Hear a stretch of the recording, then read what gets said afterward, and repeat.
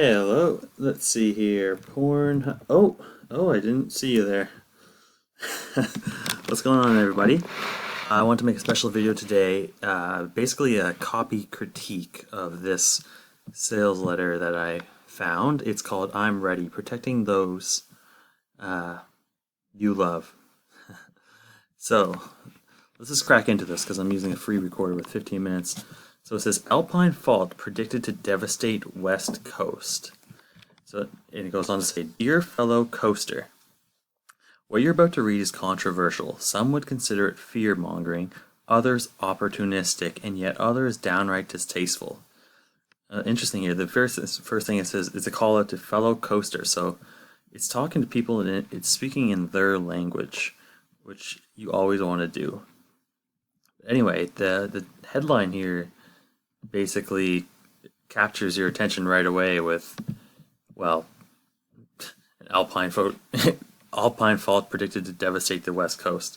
And this is in the survival niche, by the way. And it says, admittedly, it makes for very uncomfortable reading, particularly in light of the ongoing quakes rocking our country. So I appreciate why this is copping so much flack on Facebook.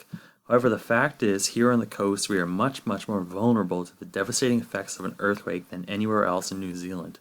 So my goal for this letter is to paint a very vivid picture of just how vulnerable we all are in hopes that we can all properly prepare ourselves for the months and possibly years without power, running water, sanitation, work, food, and telecommunications. So this is something, this formula that they've started using here is called the problem agitation solution formula. So right now, they literally say what they're going to do. Like, you want to start painting a very vivid picture of the potential problem that people might not even know that they have. In this case, it's a natural disaster that's going to knock out all the power and running water in that. Now, I know that might sound alarmist, but the truth is we are already seeing this play out in isolated parts near Kaikoura. We're only a couple days in and people are already running out of food and water with no way in or out other than by helicopter. So boom, just agitating the problem. But as I'll explain shortly, when it's our turn, we'll be in for a whole lot more trouble for a whole lot longer. So you just magnify the problem and increase the consequences. That's what you want to do here. So yeah, this makes for unpleasant reading. And I'm sure there will be some people more concerned with voicing their opinions and dealing with realities who will be offended by this later. If attacking this letter makes them feel better than taking action, that's their choice. So there it's calling out people that, these people are more concerned with their opinions than actually dealing with reality. It's already starting like an us versus them narrative. So, however, at the end of that day, none of that matters. What does matter is that you make yourself fully aware of the realities of living on the coast and then decide for yourself what's the best course of action to take to ensure the well-being of you and your loved ones, and that's regardless of whether or not you ultimately decide to take this advanced training. So boom, already introducing, there's an advanced training. At the end of the day, my goal is to present you with the facts in a way that you can fully appreciate their gravity and then leave it up to you to decide what's best for you. Sound fair? If so, let's explore some basic facts. So the writer of the sales letter, his goal is to, first of all, make you aware of a problem and ultimately to sell you something. So let's see how they do it, starting with the headlines. First off, the Alpine fault fractures once every 300 years. Last time it went off was 1717. That's exactly 209 years ago. So we're due. That's why we should thank our lucky stars. This week's quake wasn't a full-blown Alpine rupture. We've all been given a priceless second chance to take action, which is why I'm writing this letter now, because the realities of living above a fault line are very real for us right now. We're way more likely to take action and safeguard ourselves and our families. Now, the biggest problem I see for us on the coast is complacency. We've all seen Canterbury suffer 2 quakes and thousands of aftershocks. While there were many lives tragically lost after the initial quakes were over, we saw that they were pretty much got through. And now with the most recent, recent quakes, while there's been a heap of damage to roads and utilities, again, we see people pretty much getting on with it. So we think we've got a pretty good idea of what Mother Nature can throw at us, but this very misconception makes us vulnerable. So this is kind of like a dispelling a belief that they have that it's not going to be that bad. So you see, according to experts, throwing some authority here, when the Alpine fractures, and that's a big when, not if, it won't be anything like the Canterbury quakes. How our quake will be more devastating than the Canterbury. So this next thing, this potential disaster is going to be bigger than the rest. To get an idea of the scale of devastation, how it may cripple the coast, let's start by looking at the last Alpine fault rupture, which struck in 1717. The main section of the Alpine fault is 450 kilometers long. That day, 380 kilometers of the fault ruptured from Milford Sound all the way up to west coast to just inland of Greymouth with magnitude 8.1. A quake that size can easily tear open the earth along hundreds of kilometers, releasing 1,000 times more energy than the February quake that devastated Christchurch's CBD. The ground was thrust 8 meters. That's how much the Earth shifted during the last Alpine fracture. 8 meters. We've seen the seabed raised by 1 meter in Cape Coral. Now times that by 8.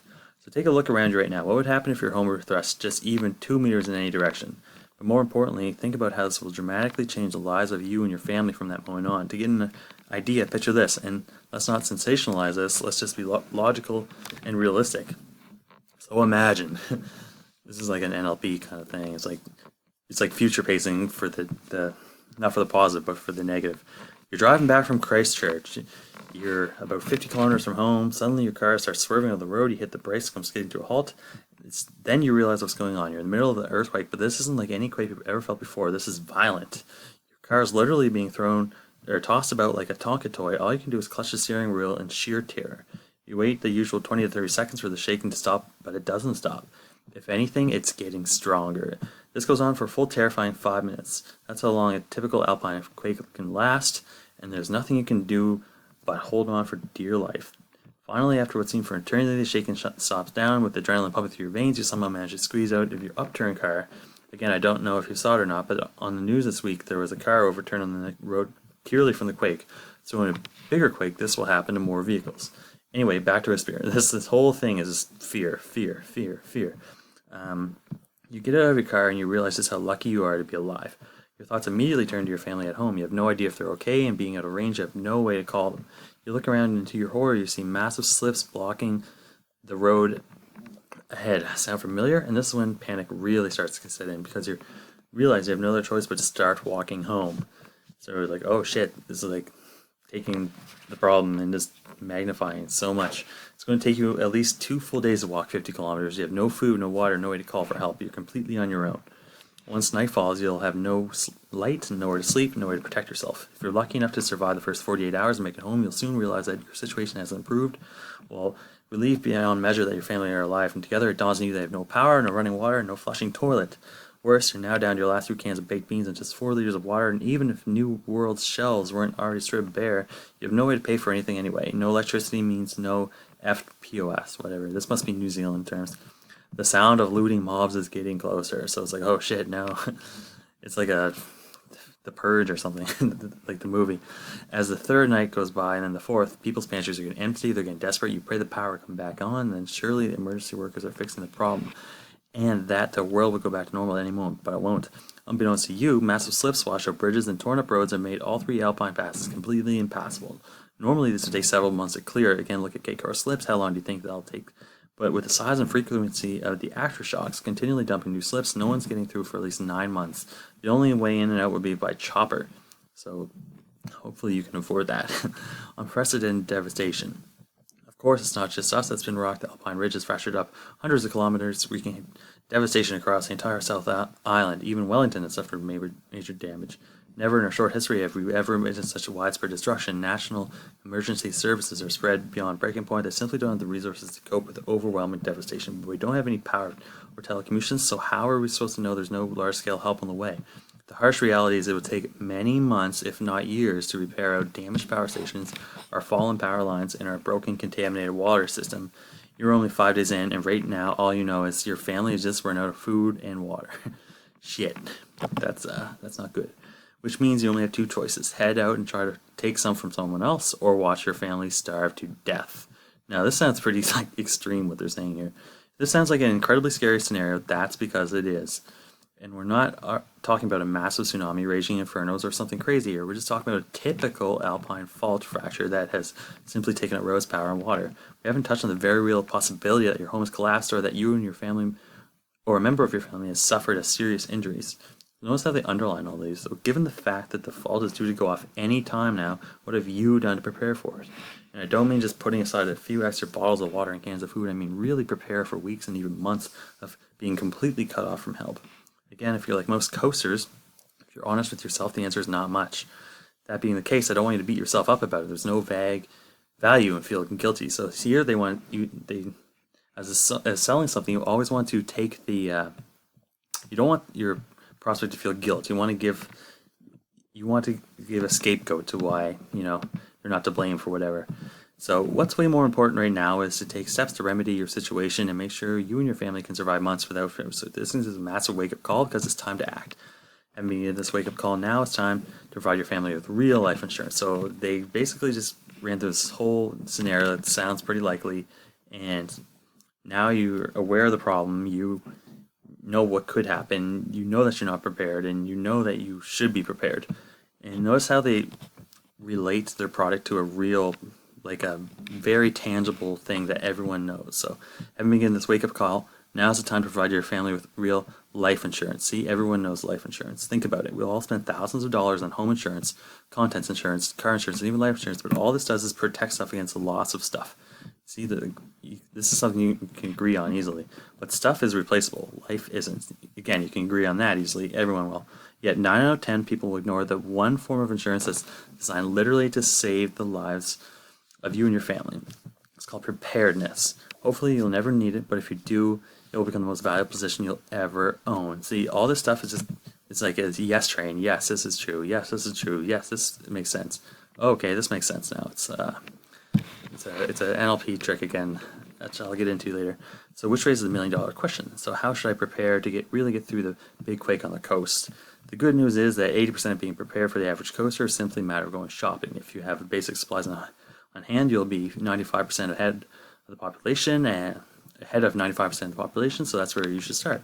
Now, the supplies we're talking about here are not what you'll find on sites that get through. Don't get me wrong, those sites are perfectly in line, so here they're kind of like saying why their competitors aren't as good. So basically, yeah, we don't have the luxury to get help within days. When the fault fractures don't count cavalry to come charging to your rescue, you're on your own, and such you need a plan for the long haul. That's why if you purchase any form of pre-packaged emergency provisions, you're actually living with a false sense of security. You might think you're covered in, but in reality, you're just as vulnerable as everybody else. So they're kind of disqualifying their competitors here. And that's because these kits are designed to get you through 1, maybe 2 weeks top. They certainly won't keep you alive for months. So what's a proper way to prepare? To answer that, I've invested heavily in developing the knowledge and skills to survive on the coast for an extended period of time. I've sought the help of trained professionals with years of battle-tested in-the-field experience. I've even studied under a SEAL Team 1 platoon commander who led highly classified, high-risk operations in some of the deadliest places on Earth for 9 years. He's about as good as it gets when you want to learn about survival and preparedness. And what I've done is basically made this course. Here's what's in the course. Boom, bullets, bullets, bullets, bullets, bullets, bullets. And some of these are like the legal bear spray. Like, oh, what's that? The ultimate advantage. Will you ever need these things? Maybe. I don't know. And that's the whole point of insurance. Again, tying it back to insurance. And then say, okay, will I ever need them? Maybe, but they could save your life. Is this right for me? So I'm just speeding this up down because I only have 1.5 minutes left here. So basically, people want to know, A, will I need it? Like, what is it? What will I need it? Will it work for me?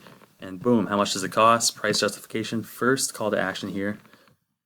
Now, the one thing I would change here is get instant access to your I'm Ready Advanced Online Survival Training, only $97. I would make this congruent with the actual course itself and say, yes, I want to protect my family. Give me access to this training or something like that. And then, okay, but then there's a catch. And oh, look, a bonus. There's a bonus here, this cord. And here's how the fire cord can save your life. And then it's not available in New Zealand. Claim your bonus firebrand.